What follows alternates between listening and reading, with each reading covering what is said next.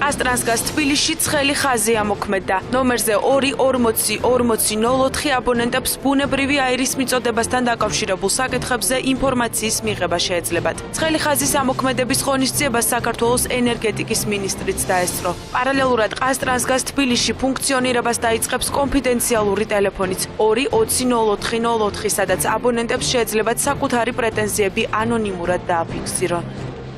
Ჩვენს აბონენტებს შეუძლიათ დარეკონ ცხელ ხაზზე.